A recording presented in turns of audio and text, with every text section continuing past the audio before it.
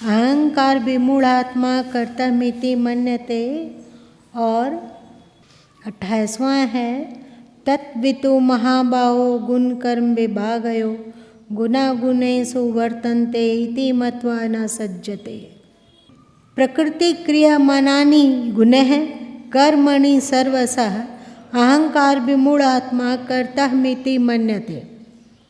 जो अपने आप को कर्ता मानता है, देख तो अहंकार विमूढ़ात्मा, वो बिल्कुल अज्ञान में धंस जाता है। जो अज्ञान में धंसा हुआ है वही अपने आप को कर्ता मानता है। मैंने किया। और एक मजे की बात है कि ज़्यादातर व्यक्ति जब अच्छा कर्म करता है ना, तो अहंकार उत्पन्न होने की संभावना बुरे कर्म करने की अपेक्षा ज़्यादा है। आप लोगों ने इस पर गौर किया है? उल्टी पुल्टी हम लोगों से बहुत काम होता है, लेकिन उसमें हमने किया ऐसा नहीं रहता है। हमने किया ऐसा नहीं रहता है। आप यदि मान लिया जाए कि किसी से घूस ले रहे हो, ये तो सबका चलता है, ये कोई नई बात नहीं है ऐसा। और यदि आप किसी को किसी मंदिर में, किसी संस्था में, किसी ट्रस्ट में 50,000 का डोनेशन कर रहे हैं, तो क्या होगा? पैसा आप ले रहे हैं, वहाँ ज़्यादा मैंने लिया ऐसा भाव आएगा कि जहाँ आप दे रहे हैं वहाँ पे आएगा मैंने दिया। ऐसा क्यों होता होगा? कभी आप लोगों ने सोचने का कोशिश किया कि जब मैंने किया यही भाव होना है, तो बुरे कर्म में क्यों नहीं होता है कि हमने किया, और अच्छे कर्म में क्यों होता है कि हमने किया? बुरे कर्म में क्यों नहीं होता है कि हमने किया, अच्छे कर्म में क्यों होता है कि हमने किया? कभी सोचा? लेकिन क्या बात है, हम लोग जैसे सत्संगी हैं तो ऐसा नहीं हो रहा है। आपने इस पर 28 पर एक बार बहुत विस्तृत जो हमें व्याख्या किया था, मुझे याद है कि गुण ही गुण जो भी हो, फौजी जी का स्मरण शक्ति का नमन करना चाहिए। वो दिन से मुझे एकदम से दिल में ये चीज बैठ गया कि वाकई में हम कुछ भी नहीं कर रहे हैं। जो भी अच्छा ही हो रहा है वो सब गुरु गोविंद की कृपा से ही हो रहा है, जो भी बुरा हो रहा है वो मेरे से ही हो रहा है। ऐसा फील हो रहा है, ऐसा मुझे जो है ना महसूस होता है। जब से इस पर आपने एक बार जबरदस्त व्याख्या किया था कि गुण ही गुण बरत रहा है, कुछ भी नहीं कर रहा है, लेकिन अज्ञान बस बोलते हैं कि हम करता है। लेकिन जिसको जितना ज़्यादा कर्तापन का अहंकार है, क्योंकि श्रेष्ठ कार्य में ही होगा, और अश्रेष्ठ कार्य यदि हम लोग को होता है, हम लोग से होता है, तो हम लोग क्या करेंगे? हाँ, उसको कोशिश करता है कि वो उस समय की आवश्यकता थी, ऐसी परिस्थिति आ गई थी, हम करना नहीं चाह रहे थे, हम नहीं करते, उसको हम करते ही नहीं, लेकिन कुछ का कुछ बहाना, दिमाग एकदम तत्काल उस बहाने को ढूंढता है कि किया, ठीक है कि किया गया, लेकिन गलती से उस समय परिस्थिति बस किया गया, हमने नहीं किया। इसका कौन उदाहरण देगा? जरा कौन उदाहरण दीजिए। जैसे इसमें एक कहानी गुरु में बताए थे ना कि क्या?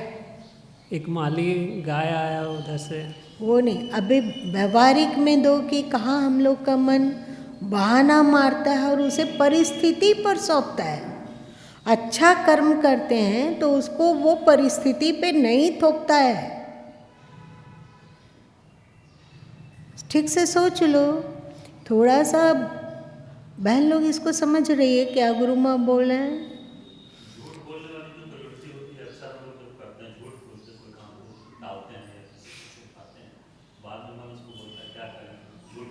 देखिए, आज के समय की स्थिति ऐसी हो गई है ना कि सच में होता है, साँच कहो तो मारन दावे। सांच बोलने पर वो मारने को दौड़ता है। और बहुत सारे संत ऐसे होते हैं जिनके पास थोड़ा ओवर होश रहने लगा है, तो व्यक्ति के अच्छाई को भी वो जान रहा है और बुराई को भी जान रहा है। अच्छाई यदि किसी को बताया जाए तो वे खुश हो जाते हैं कि आज हमारे सद्गुरु ने हमारी प्रशंसा की। अच्छा लगता है ना? नहीं लगता है अच्छा? अच्छा लगता है। लेकिन यदि गुरु ने किसी बात पे टोका, इस बात को दिमाग में आप भली भांति चिंतन कीजिए, मनन कीजिए कि यदि टोका तो क्या वे द्वेष के वशीभूत होकर टोक रहे हैं, या हमसे चिढ़े हुए हैं, अथवा हमसे नफरत करते हैं, अथवा वे हमारा बुरा चाहते हैं? कभी सोचा आपने? यदि कुछ में वे टोकते हो, किसी की गलती बता देते हो, तो वहाँ पर वही हालत होता है, सांच कहो तो मारंदावे। वो व्यक्ति के भीतर में क्षोभ उत्पन्न होता है, अशांति उत्पन्न होती है। क्यों? और आपके क्षोभ और अशांति को देखकर कृष्ण जैसे सद्गुरु यदि कोई हो तो धीरे धीरे क्या होगा, उनका मंतव्य क्या, कृष्ण ऐसा बोल रहे हैं तो क्या इनका मंतव्य अर्जुन को अपमानित करना है? यदि श्री कृष्ण बोल रहे हैं कि तू कर्म तो करता है ज्ञानी की तरह और डिंगे हाँकता है ज्ञानी की तरह, बात बनाता है पंडितों की तरह और हरकत करता है बेकार सा, अगर अर्जुन को अशांति उत्पन्न हो जाती, क्षोभ उत्पन्न होता कि हमको अज्ञानी बोल रहे हैं, है ना,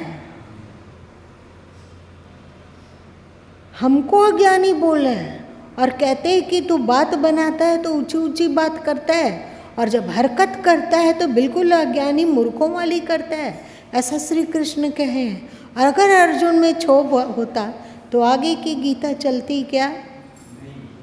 आगे की गीता चलती? आगे की गीता नहीं चल पाती। फिर श्री कृष्ण वहीं पे मौन हो जाते हैं, मौन हो जाते हैं। पर अर्जुन ने भी दलील दिया कि हम अज्ञानी की तरह जो बात कर रहे हैं, जैसे हम लोग अपने अज्ञान को ढकने के लिए तर्क देते हैं ना, तर्क देते हैं, तो अर्जुन भी तर्क दिया। वो बोला कि नहीं, युद्ध में भाई लोग मारे जाएंगे, पुरुष वर्ग मारा जाएगा, स्त्रियां अपना धर्म और सनातन कर्तव्य से वंचित हो जाएगी। फिर जहाँ के तहाँ से बच्चा उत्पन्न होगा वो वर्ण संकर होगा, और वर्ण संकर होगा तो जो कुल की रीति है वो सब समाप्त हो जाएगी। ना उस तरह से श्राद्ध होगा, ना उस तरह से विवाह होगा, ना और कुछ होगा। इसीलिए हम ये सब बात बोल रहे हैं। ऐसा नहीं कि हम युद्ध से डर गए हैं अथवा हमको मोह हो गया है कि ये सब जो चाहे कौरव की पीढ़ी हो चाहे पांडव की पीढ़ी हो, दोनों ही कुरुवंशी हैं, है कि नहीं? तो श्री कृष्ण जब उपदेश किए तो वो तर्क दिए कि ऐसा नहीं कि मोह के कारण बोल रहे हैं कि युद्ध नहीं करना चाह रहे हैं। मोह नहीं है, देख रहे हैं कल की स्थिति को कि जो सनातन कुल धर्म है, देखिए एक बात बढ़िया से गीता को गहराई से देखेंगे ना तो श्री कृष्ण कहते हैं सनातन कुल धर्म, एकदम बकवास बात है। किसी के कुल में क्या ऐसा है जो कि वहाँ की परंपरा सनातन है?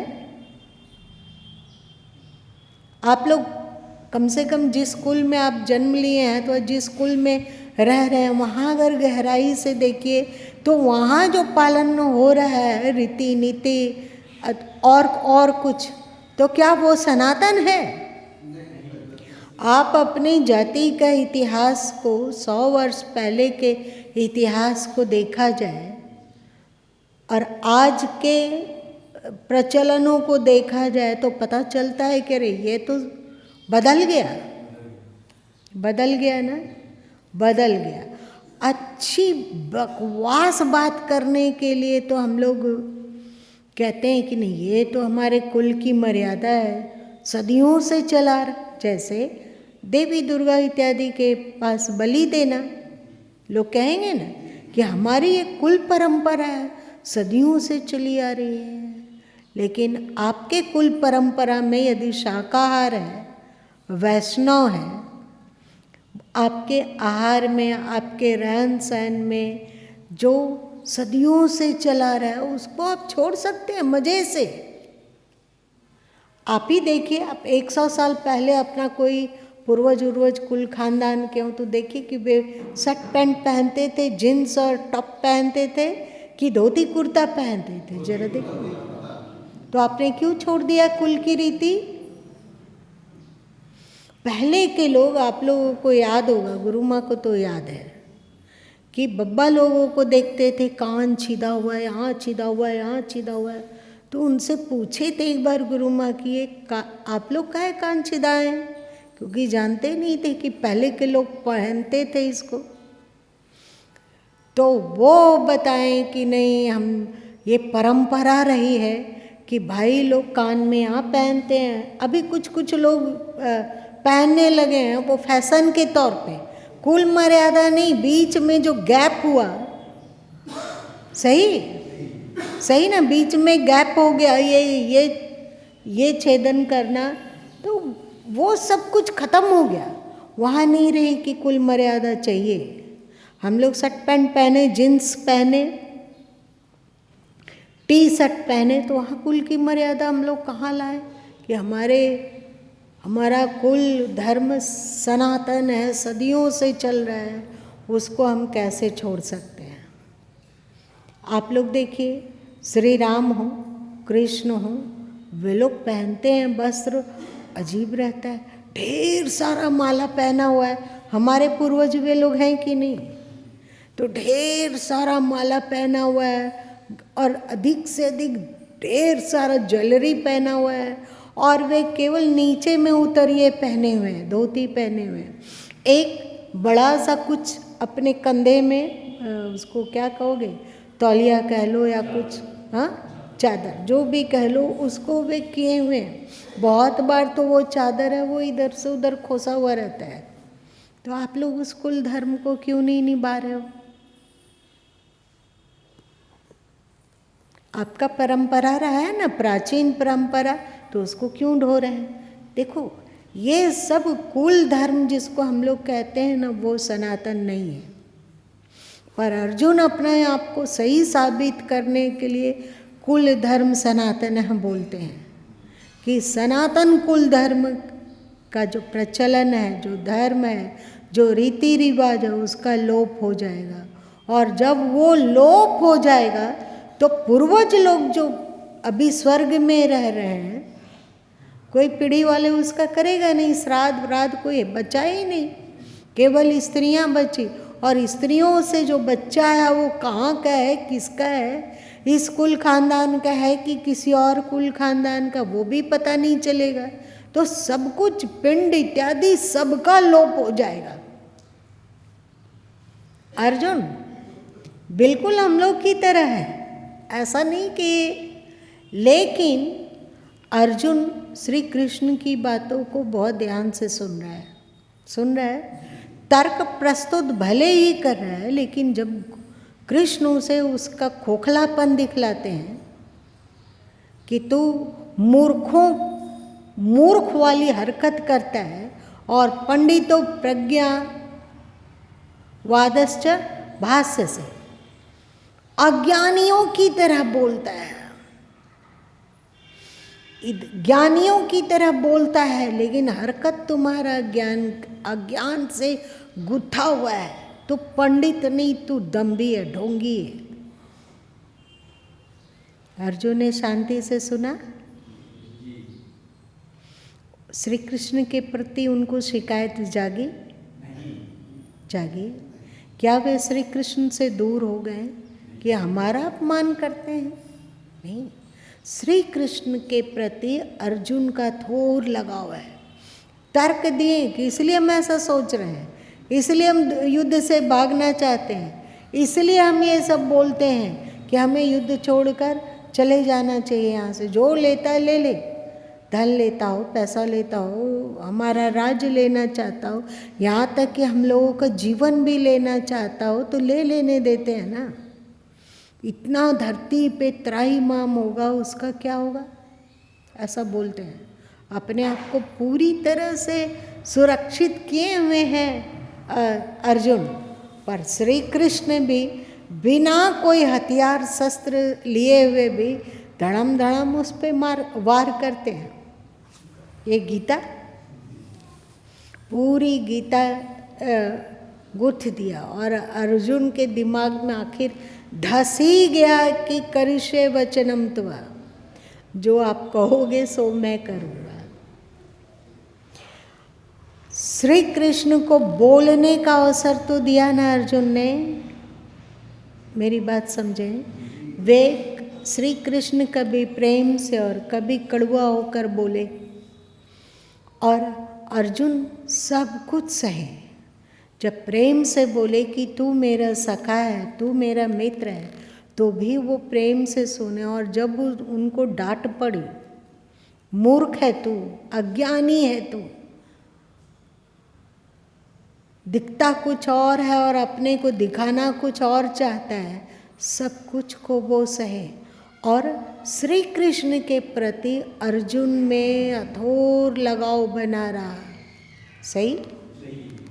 अथोर लगाव बना रहा शुरू से लेकर अंत तक। ये इसी कारण तो अर्जुन को श्री कृष्ण ने गीता का उपदेश देने के लिए चुना। अगर भीम को उपदेश देते तो क्या होता? क्या होता? क्या होता? एकदम नहीं होता, कुछ कुछ का कुछ बोलने लग जाता वो। और यदि युधिष्ठिर को देते तो वो अपनी बात पर डर रहता कि देखिए हम जो कर रहे हैं वो, अब वो ऐसे युधिष्ठिर को देखिए जो धर्मावतार है, जुआ खेलते हैं। अरे ये परंपरा है, नहीं जाएंगे, उन लोगों ने आमंत्रण दिया है, यदि हम नहीं जाएंगे जुआ खेलने तो वो लोग क्या सोचेगा। अपनी बेवकूफ़ी को, अपने अज्ञान को युधिष्ठिर ने बचाया कि ये धर्म संगत है। महाभारत अब पढ़ कर देखो ना, ये तो एक धर्म है राजा का कि दूसरा राजा किसी हेतु आमंत्रण देता हो तो उस आमंत्रण को स्वीकार करना हर राजा का धर्म है। तो धर्म पालन के लिए वहाँ जाते हैं जुआ खेलने के लिए। अच्छा चलो भैया, धर्म पालन के लिए आप जुआ खेल रहे हो, बहुत अच्छा कर रहे हो। आपको लगता है कि आप अपने भाई लोगों को एक एक करके जुआ पे दाव लगा रहे हो? ये किस धर्म किताब में लिखा हुआ है?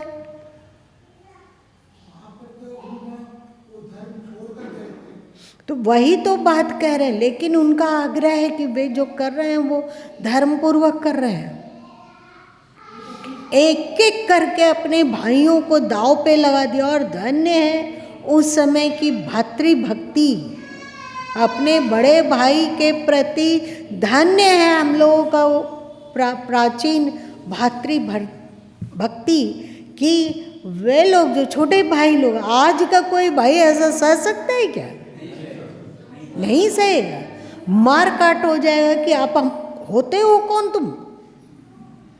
आप अपना परिवार संभालिए और हम अपने परिवार को देखते हैं। आप जाइए अपने जैसे सोचते हैं आप जीवन जिए ना अपना। हम क्या करेंगे नहीं करेंगे इसमें दखलांदाजी करने का आपको अधिकार किसने दिया? सही है ना? लेकिन एक एक करके राजपाट लगा दिया, सब कुछ को दाव में हार गए, फिर एक एक करके पांचों भाई को हार गए, फिर ऐसो पत्नी को हार गए।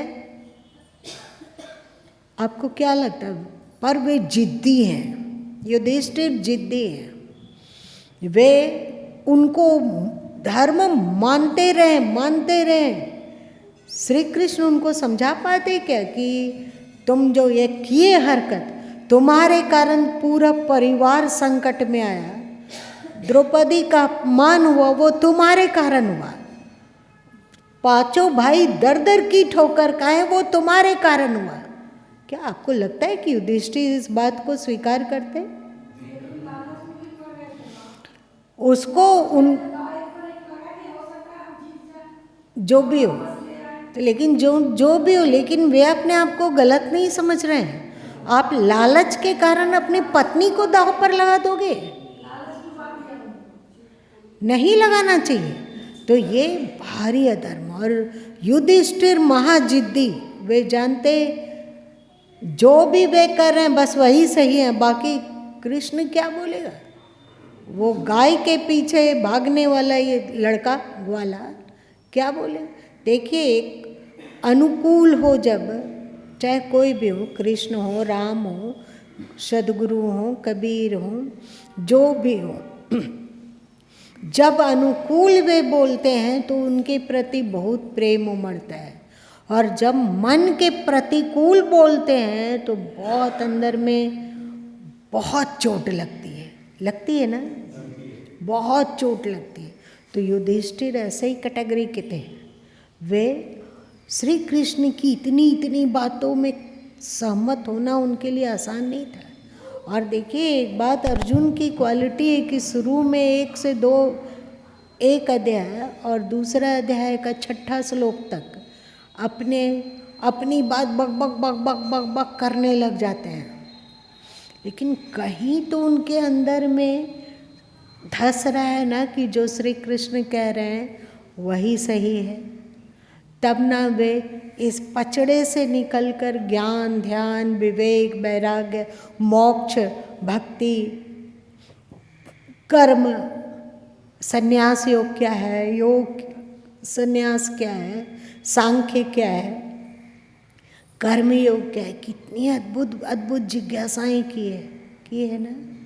इसका मतलब वो श्री कृष्ण से सहमत होते गए हुए ना।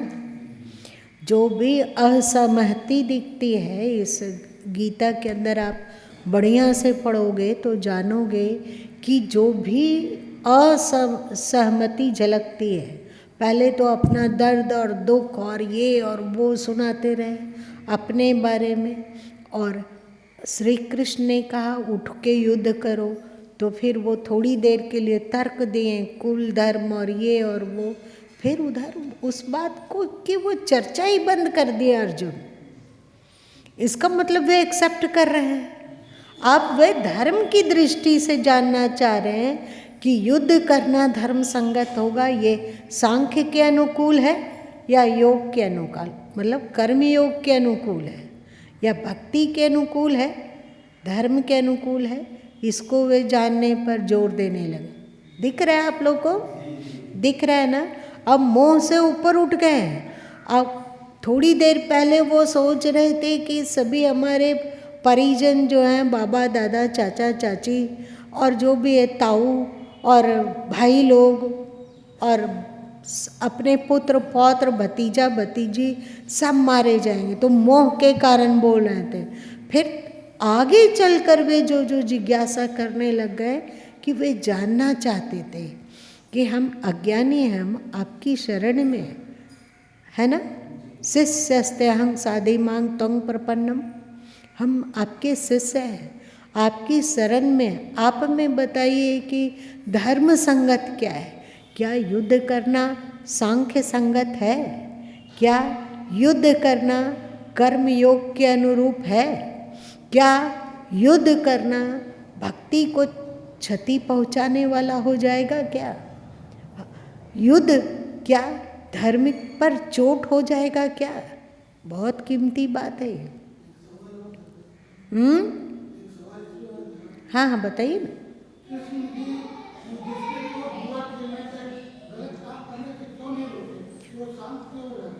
देखिए, एक बात याद रखिए कि श्री कृष्ण, अर्जुन ने श्री कृष्ण को चुना तो वे बोले कि मैं युद्ध नहीं करूँगा, मैं शस्त्र नहीं उठाऊंगा, मैं तुम्हारे लिए कुछ नहीं करने वाला हूँ, करना तुम्ही को है, शस्त्र तुम्ही को, मैं केवल तुम्हें समझ दे सकता हूँ। सही, दिशा निर्देश, वही बात है कि मैं तुम्हें दिशा निर्देश दे सकूँगा, तुम अगर उस पे चलना चाहो तो चलो और नहीं चलना चाहो तो मत चलो।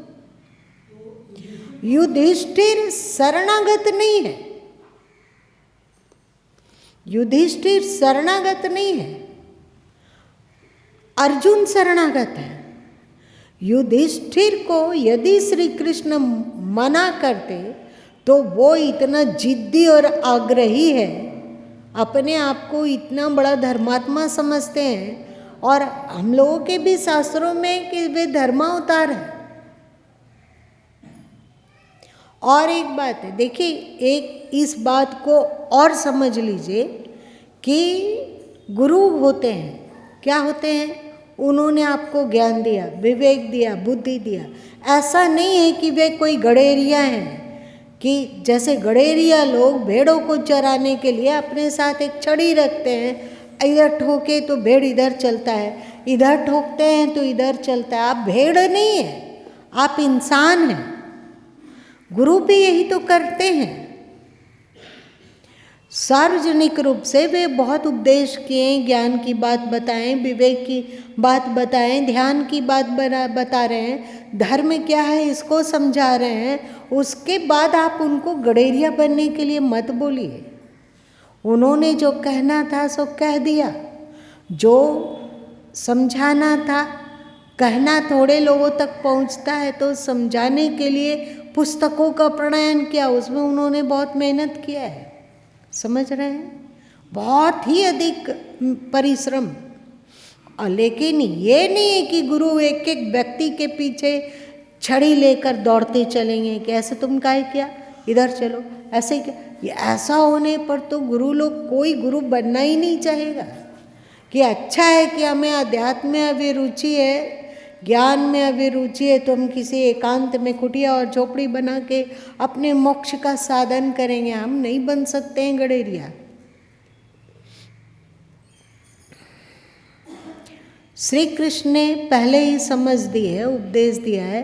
वे तो कहते हैं कि मैं सब शास्त्रों को जानता हूँ, मैं धर्म के रहस्य को समझने वाला हूँ। वो ठीक है,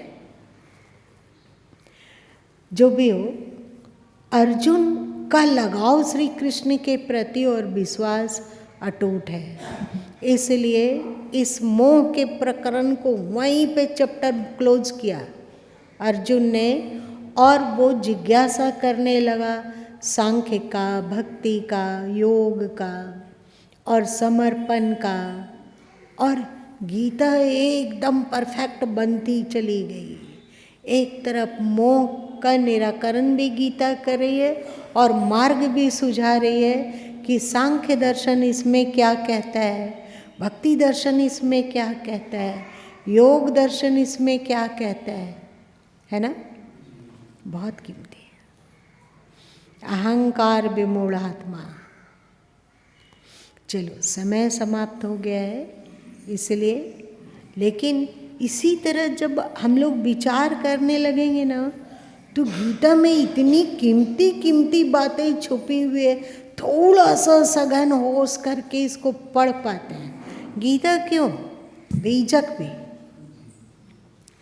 बीजक हो या कबीर साहब की, और तो बहुत सारे ग्रंथ गुरु माँ नहीं देखे हैं, ये तो सही बात है, पर जितना ही कबीर बानियों को पढ़ा गया और बढ़िया से डुबकी लगाया गया, तो होश पूर्वक डूबने पर ऐसे ऐसे रहस्य उसमें उजागर होते हैं ना कि बिल्कुल चकित हो जाया जाता है। चाहे जब गुरु माँ वेदों का अध्ययन कर रहे थे, पढ़ रहे थे, या कभी उपनिषदों का अध्ययन किया गया, तो होश पूर्वक डुबकी लगाने पर लगता, ओह धन्य धन्य धन्य धन्य, धन्यवाद धन्यवाद, पूर्वज लोग को धन्यवाद, ऋषियों को धन्यवाद, कबीर को धन्यवाद, कृष्ण को धन्यवाद, सभी संतों को धन्यवाद। बुद्ध की वाणी को होश पूर्वक पढ़िए तो धन्य धन्य करने लग जाएंगे आप। इतना ग्रंथ के रहते हुए भी हम लोग यदि अज्ञान में जाते हैं, इसका मतलब आपको इन ऋषियों पर लगाव नहीं है। हम लोगों को कोई छोटे छोटे लोग यदि बहका देते हो और हम बहकते हो, इसके मतलब हमारे भीतर ज्ञान है ही नहीं। लगता है हम लोगों को कि हम ज्ञानी हैं, पर ज्ञानी नहीं है, बिल्कुल अज्ञानी है। कोई हम लोगों को कुछ भी कह के बहका देगा।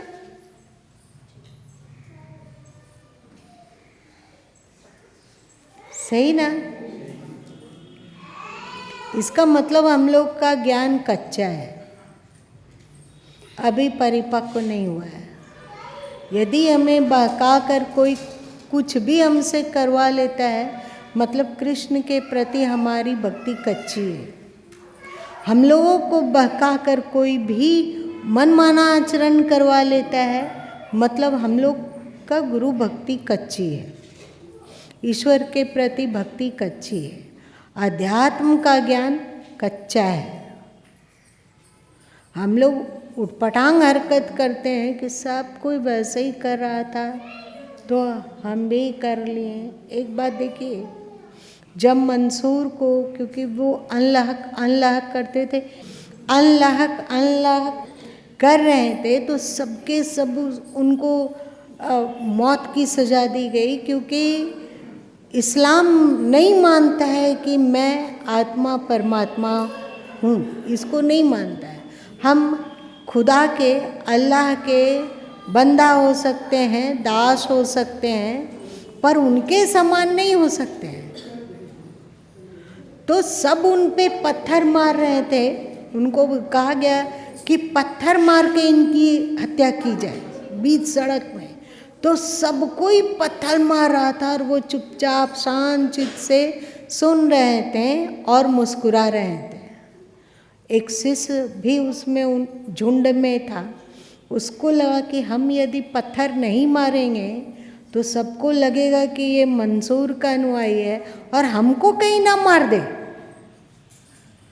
तो मारने के लिए क्या किए कि वे अपने पॉकेट से फूल लाए थे मंसूर को चढ़ाने, तो वो तो हुआ नहीं, तो दूर से ही फूल फेंक कर मारे, फेंके, जिसे दूसरे लोगों को लगे कि वो भी तो मार रहा है, तो उसका बुरा नहीं होगा। ठीक, खुश रहा बच्चा है। लेकिन जब फूल की चोट लगी ना, तो मंसूर रोने लगे। काहे रोए? पत्थर सह सकते थे, तो फूल की चोट में क्यों रोने लगे?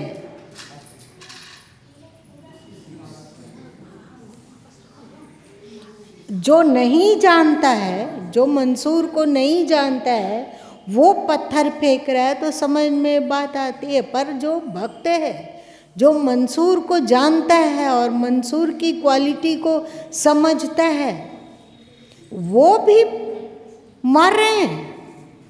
फूल से हो या पत्थर से हो, मार तो रहा है ना, इसीलिए रोने लगे। तो हम लोग इतने सत्संगी हैं, इतने ज्ञानी हैं, इतने बार गीता सुना है, इतने बार बीजक सुना है, इतने बार वेदों की चर्चा सुनी है, इतने बार उपनिषदों की चर्चा सुनी है, इतने बार गूढ़ ज्ञान की चर्चा सुनी है, फिर आप किसी के बहकावे में आते हैं तो वो ज़्यादा पेनफुल है कि नहीं? वो ज़्यादा पेनफुल है। गैर सत्संगी यदि गलती करता है तो उस ओर कोई ध्यान नहीं जाता है, पर यदि सत्संगी गलती करता हो अथवा जो सद्गुरु के बहुत निकट है वो गलती करता हो, तो सबसे पहले गुरु को लगता है कि इसका मतलब कि ना अगले का विश्वास मजबूत है, ना भक्ति मजबूत है, ना ज्ञान मजबूत है, ना विवेक मजबूत है, ना समझ मजबूत है, ना धर्म का बोध मजबूत है, ना कोई कुछ भी नहीं है। तो वो पेनफुल बात है कि नहीं? सदगुरु को पेन होना वहाँ स्वाभाविक है। हाँ, यदि आप में अश्रद्धा हुई अथवा ये होता है तो गुरु आपको आपकी दशा में भी छोड़ने को तैयार है, क्योंकि वो मस्त मौला है। श्री कृष्ण ने इतना उपदेश कर दिया गीता का, यदि अर्जुन नहीं मानते तो कृष्ण क्या करते? क्या करते बोलो? उसको अपने हाल पे नहीं छोड़ देते? छोड़ते ना, जैसे युधिष्ठिर को छोड़ दिए। रो दिख रहा है कि तुम अज्ञानी हो, तो वे आपके हित की बात सोचते हैं, वो उसको भी आप अस्वीकार कर रहे हैं। थोड़ी बारीक बातें हैं ये सब, समझने की है। चलो